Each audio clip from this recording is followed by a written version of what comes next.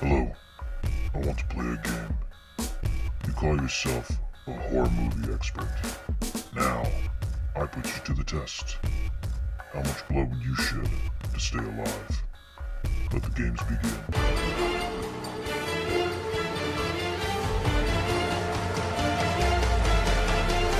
Hello, and welcome to the SaWGuy podcast.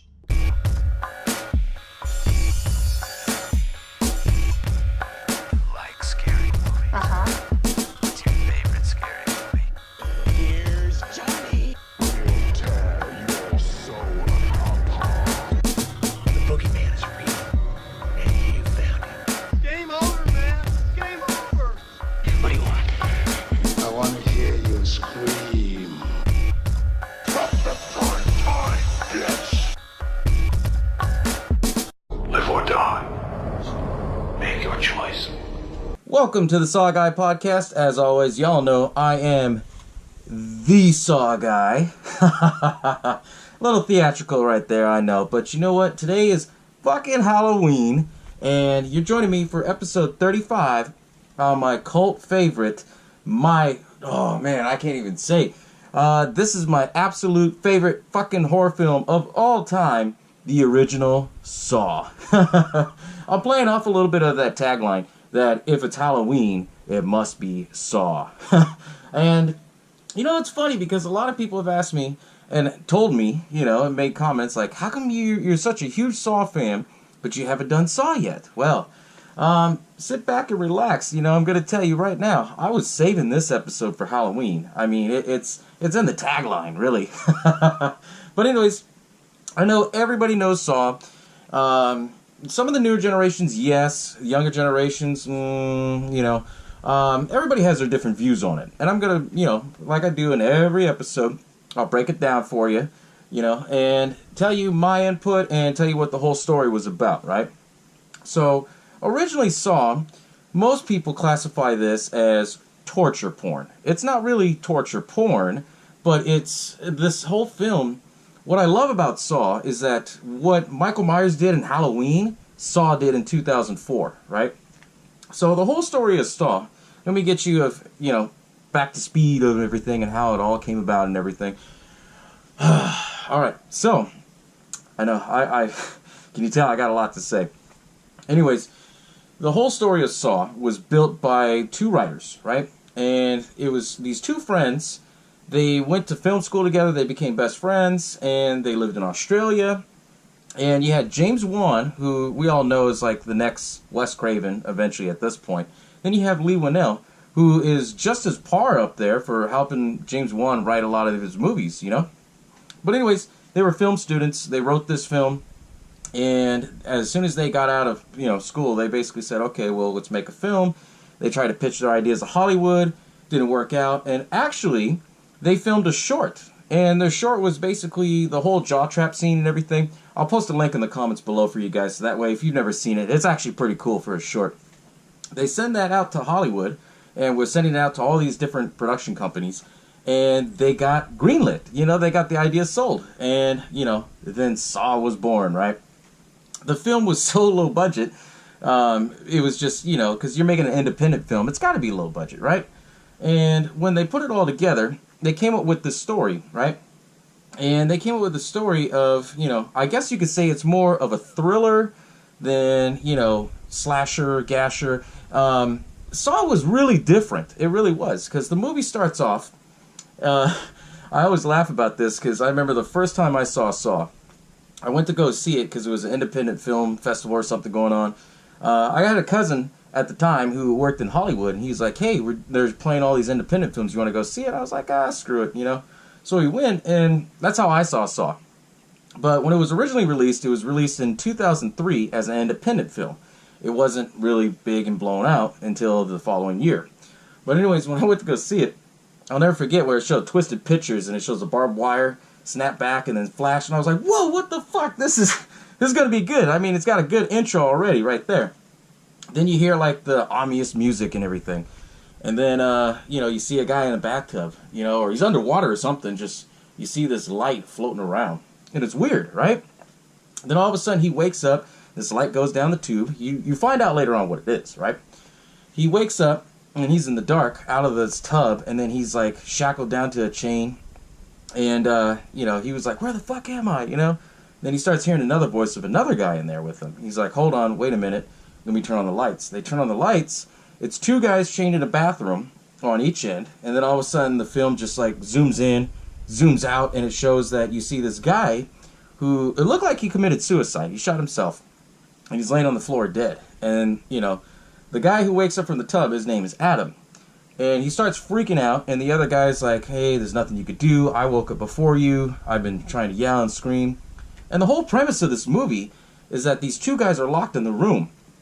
They don't know what for. They have to work together and see. And that's what makes it really cool, is the fact that they're kind of introducing each other and everything. Then they figured out, oh, shit, we have, you know, there's a tape in my pocket. What the fuck, right? And it just so happens the guy who shot himself in the middle, he was holding a tape recorder on one hand, and then he's holding a gun on the other, right?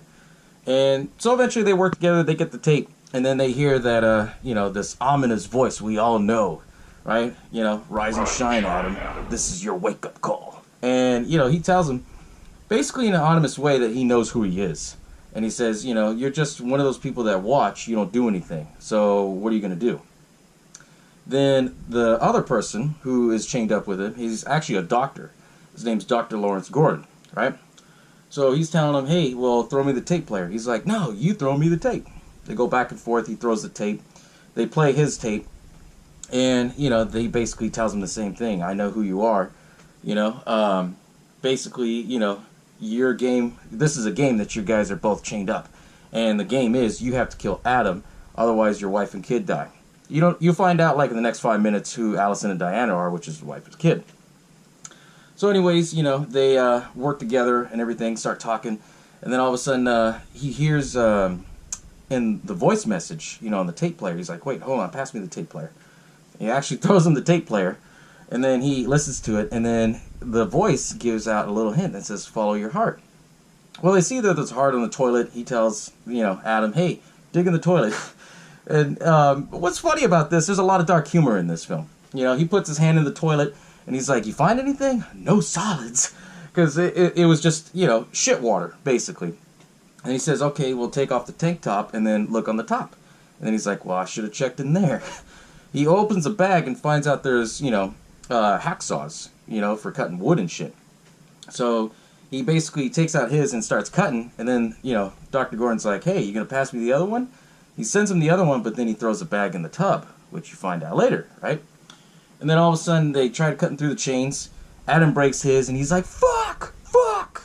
Throws it to the side. Dr. Gordon, you know, he finally picks up the fact that, hey, he doesn't want us to cut through our chains. He wants us to cut through our feet, right? And then he's like, I think I know who did this.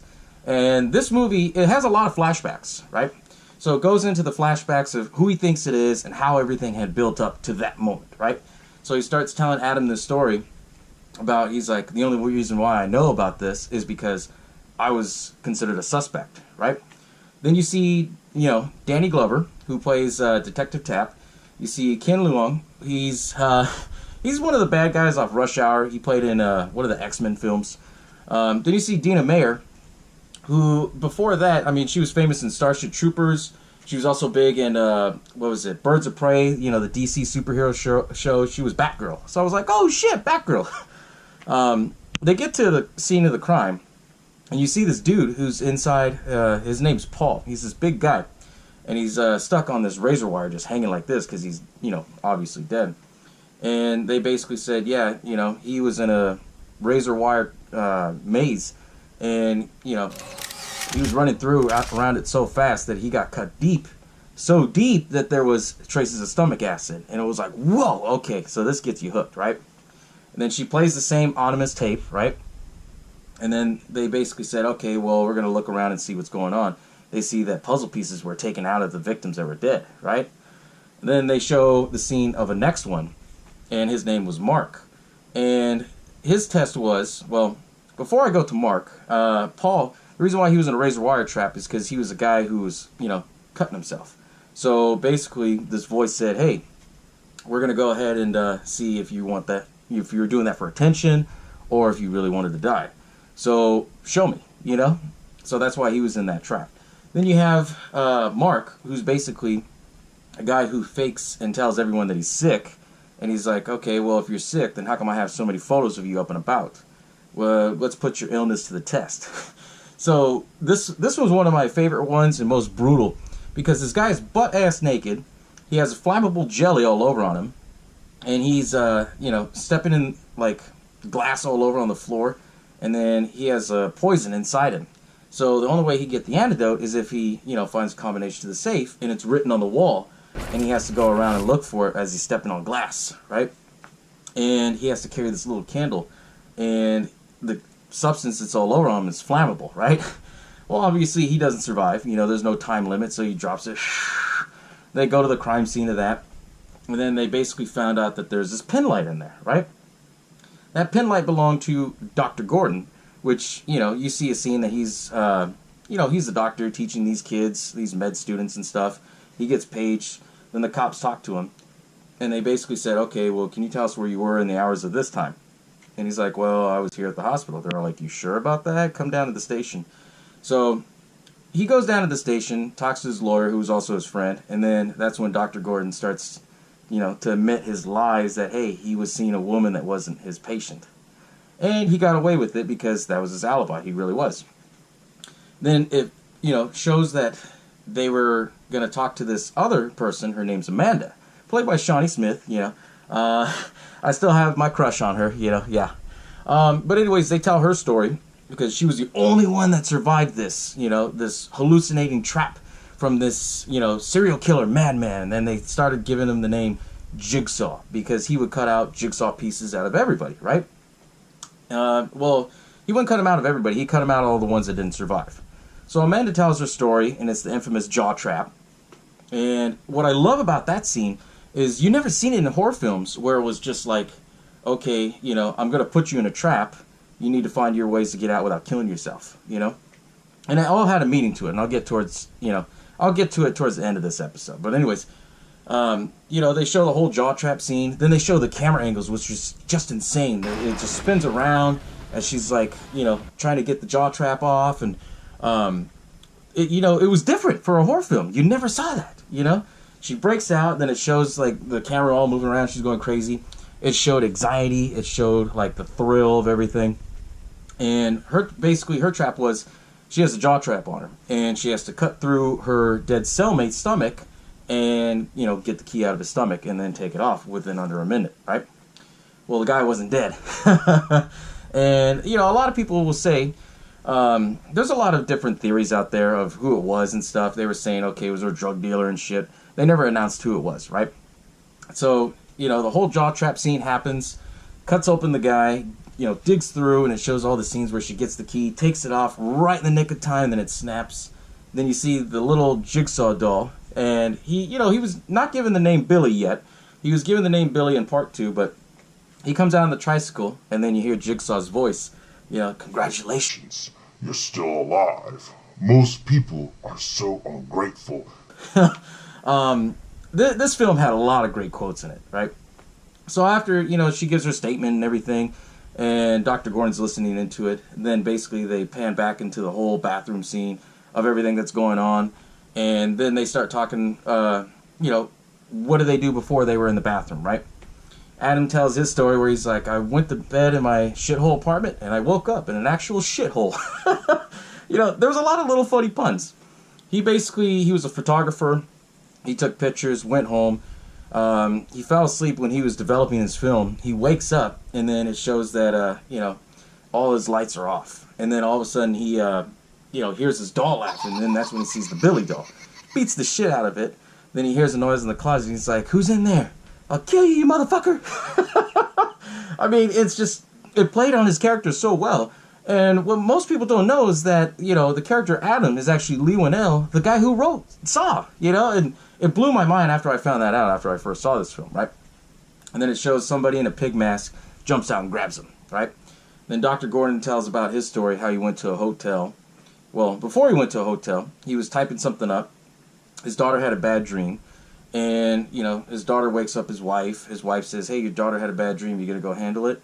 He's like, yeah, in a minute. And, he played off the fact that he was, you know, too busy for his kids, which was fucked up, you know. He didn't take his life, well, he took everything that he had for granted. And anyways, he was done typing. He went in there, you know, had a father-daughter moment. And then the daughter starts asking him, hey, you're not going to leave us, right? And it was very odd how she had asked that. And she kept saying that she had this man in the closet with her, right? And it was kind of odd and weird. And you're like, what the fuck, right? So he gets a page. He has to go. Him and his wife, they have a little spat. And, you know, she's just like, just get the fuck out of here. He leaves. As soon as he leaves, there really was a man inside the closet who you'll find out in a bit. He comes out and he has this sheet over his head. There was a lot of little winks to different horror films. You know, obviously that one was to Halloween. He kidnaps the girl and his wife, ties them up, and then he does weird shit just to kind of like make the audience just like, you know. He pointed a gun at the mom and was listening to the daughter's heartbeat. Originally they had planned to do other stuff, but you know, they didn't want to take it too far, right? So as that's all going on, then they figured out that you know, as they're still talking, back to the bathroom scene, they figured out, okay, there's other clues, you know.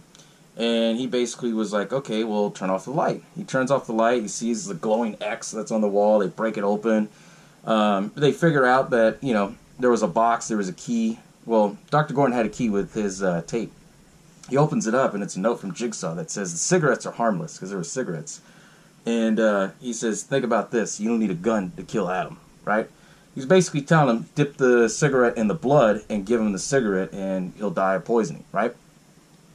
And, you know, as they're arguing back and forth, I believe Adam, he gets all pissed off, and then he throws, you know, something at the mirror. Then they find out it's a two-way mirror, and it's a camera watching every one of their moves. And the person watching is the guy who kidnapped his wife and kid. So it's got a lot of back and forth stuff. And then eventually, you know, they figured out, okay, we're going to try and fuck with this guy. They turn off the lights, and they said, okay. So he gives him the cigarette, makes it look like he died. And then he gets electrocuted and wakes up. And he's like, what the fuck? And little by little, this film shows that they're like calm, and then they go crazy little by little, right? So it explains all of them. Then it explains, you know, how he was a photographer and how he knew Dr. Gordon.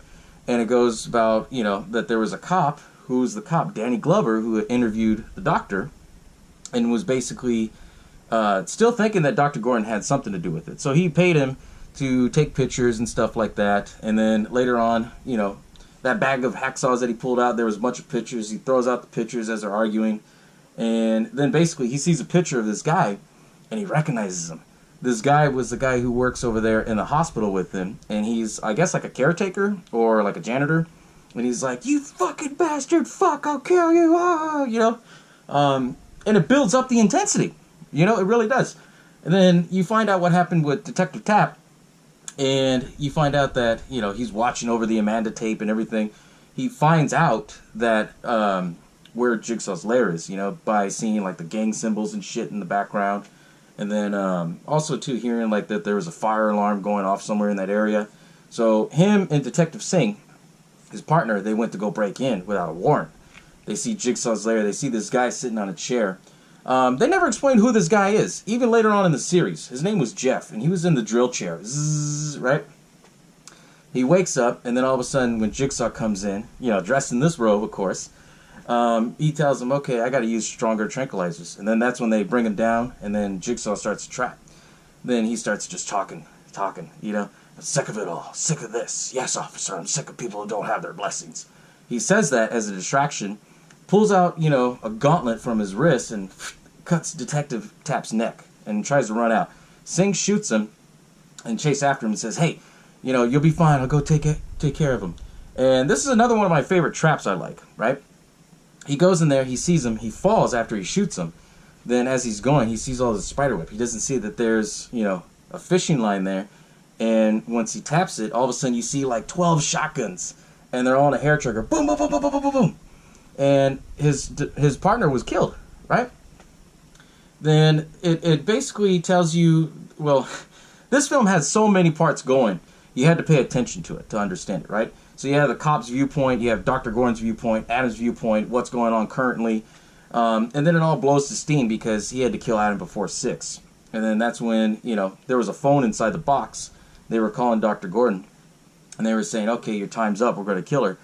And that's when, the wife breaks out, tries to find out what's going on. And then Detective Tapp, he has like a camera, watching over him. Then he sees that there's action going on, that there's a gunfire and shit. So he goes, and then he ends up chasing Zepp. That was the guy's name. All over. And then, his wife and kid get out. Dr. Gordon's going crazy. And it's to the point where it builds all this anxiety, right? He goes so fucking mad. He cuts his own fucking foot off, right? Cuts his foot off, gets to the gun. He has one bullet, puts it in there, shoots at him. And then he basically says, there, I did it. Now show my family to me. And, at this point, you're just like, what the fuck? Detective Tapp, I guess you could say he interfered in the game, right? He sees Zepp, they're fighting back and forth, and when he takes him down, he mistakenly shoots himself. End of the movie, Well, not end of the movie, but end of Detective Tapp, right? Then Zepp goes in to see what's going on, and then Dr. Gordon's chasing after him, with the 1 foot. I'll kill you! I'll kill you! And then he's like, you're too late. Why? Because there are rules. Adam wakes up, pulls him down, beats the shit out of him with the top part of the toilet. Dr. Gordon tells him, hey, I'm going to go find some help. I'm coming back, I promise. So Dr. Gordon leaves. And then all of a sudden, as Adam's like digging through his body of Zepp's, because he's dead, he sees that there's this weird tape player. And then he's like, oh, fuck. So the whole movie makes you think that Zepp was the main guy on it, right? And then they play Zepp's tape. And then that's when it starts, the new theme. Well, not the new theme, but it's the theme, the SaW theme they call Hello, Zepp. And it's basically, Jigsaw's voice talking about, how he poisoned Zepp, and he put Zepp in a situation where if he wants to live, he has to kill a wife and daughter.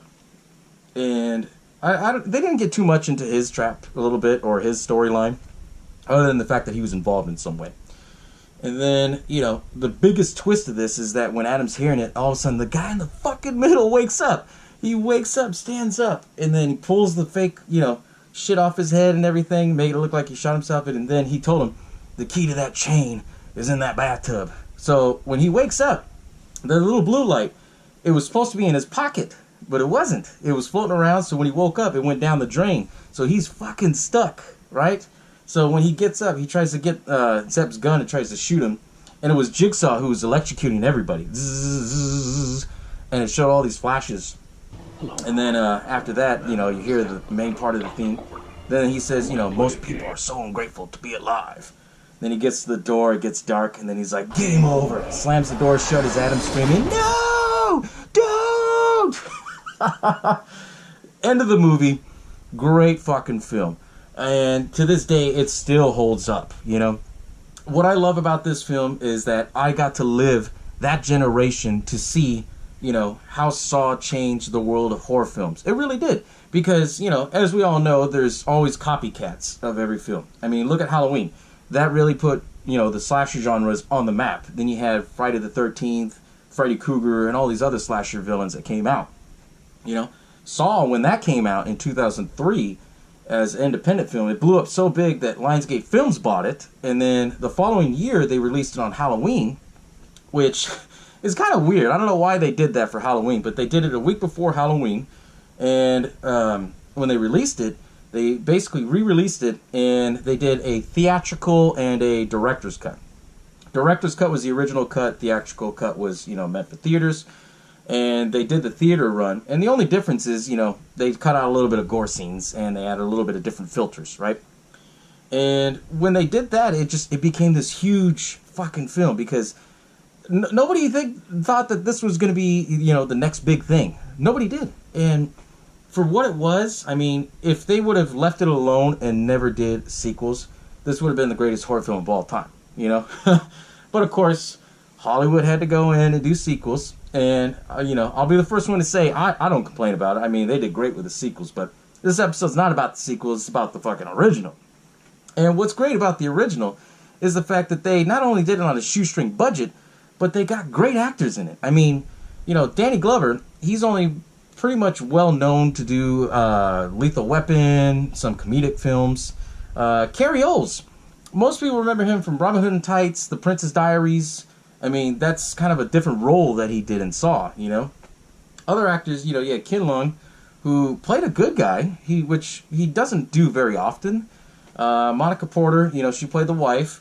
Michael Emerson, he got famous from this film, and he ended up starring in that TV show Lost, you know.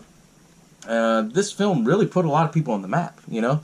James Wan, I mean, he's basically, you know, becoming the next Wes Craven, because he wrote and directed the first film with Lee Winnell. And then later on in the sequels, he didn't direct them, but he, you know, had his hands on everything. Him and Lee Winnell, they wrote the original 1, 2, and 3. And, you know, what's cool about it is that they kept on this new tradition. They started something new. And that's why I enjoy this film so much, is because I got to live through that, you know? So 2003, they released it, I think in like February. And then 2004, they released it to, you know, worldwide with the Lionsgate films on Halloween. Then after that, every year, they would release it closer and closer to Halloween. So I think it was released on October 23rd for the first one. The next year on the 24th was part 2. The next year for part 3 was on the 25th, and so forth, you know? All the way up until they did Saw 3D. And, you know, they did, when was it? Last year, 2017, they did Jigsaw, which was like the back story of everything. But, you know, when you look at Saw, a lot of people, they'll argue about the fact that it's torture porn. It's not torture porn. Everything all had a meaning. And the meaning that this film was trying to show was that Jigsaw, or John Kramer, he was suffering from cancer. He had his whole life there. Well, they don't explain it in the first one, but, you know, here this guy is. He's suffering from cancer, and he has to sit there and dwell on this doctor who has a wife and kid at home. He's living the good life. Obviously, if you're a doctor, you make good money, you know? And, you know, here he's cheating on his wife, and, you know, he wanted to teach this guy to value his life, you know? Cherish his life. That's basically what it was. With Adam, he did kind of the same thing, because Adam, I wouldn't say he was a bottom feeder. He was more or less, you know, under the radar kind of type of guy, you know? Detective Tapp and Singh, they got involved because they were the police, you know? And then with Paul, that one really, I think it hit a nerve with a lot of people. Because, you know, here this guy tried to commit suicide, and Jigsaw, I don't know if he was really trying to point it out to say, hey, were you trying to do it for attention, or did you really want it to die, you know? And I think that pushed a lot of buttons with people. I really think it did. That's why a lot of people still think that, you know, that's one of the most gruesome traps. And then when you talk about what happened with Mark, how he burned so many people, which I love the aspect that he had the flammable substance on him, and then he had to carry the candle, and he had to be careful, otherwise it would burn him. But the fact of, you know, he had to get into this safe, and there's numbers all around him and shit, and then he had to step on glass. That's fucking brutal. I mean, to this day, like, I know, I get a lot of shit from everybody, because they're like, what's your favorite trap? And I don't tell them it's the jaw trap. Everyone's like, what the hell is wrong with you? Well, yeah, I know. But the jaw trap I really like. It's just, I like the original aspect of it, because remember I said that there was a short film. Take a look at that short film in the description below, and let me know what you all think in the comments, because that short film, I mean, even though it was, 9 minutes, it was fucking amazing. Because they did it all on a budget, you know, but they actually had to use real stuff. They actually got a real bear trap, flipped it upside down. They knew somebody who was, I guess you could say a metal worker or an engineer, and he made a real working trap. And they actually used that for that short film. And Billy, the doll, was actually a doll that was made from James Wan's own creation. He basically got, you know, I was going to say toilet paper tube, paper towel tube, and then he made it, the head and everything, out of paper mache and the balloon, and then went from there, he painted it, and, you know, here you have this new icon, Jigsaw, right? Or Billy the Puppet, I should say. And it was really cool. There's just so many little aspects and tidbits that makes this film so good. And this film, you know, everybody that worked on this film, they all worked together all the way up, I think until Saw 6, if I'm not mistaken.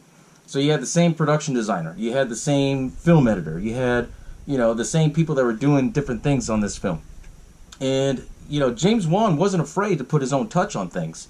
And, you know, like the jaw trap scene where the camera's spinning all around.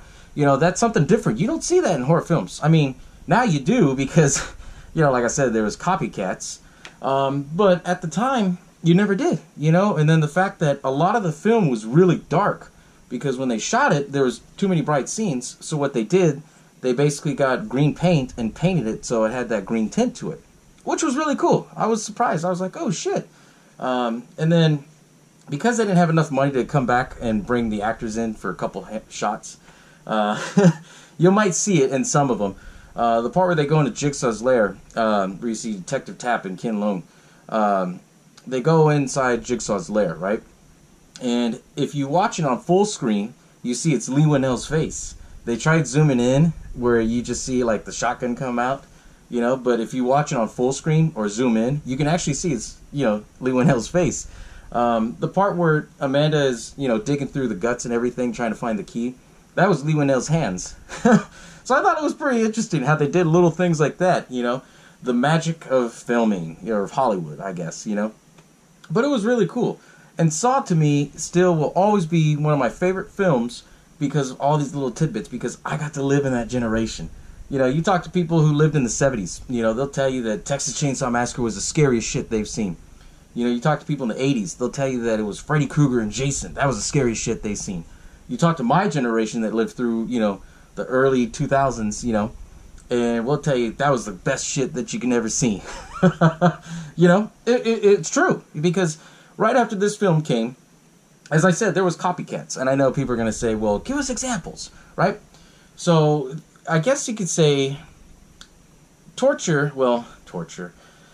Saw was not a torture porn, right?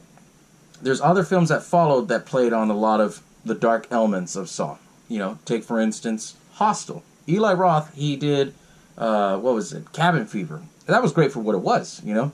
Then he comes around and does Hostel, which is a similar take to Saw, but it focuses more on the torture aspect.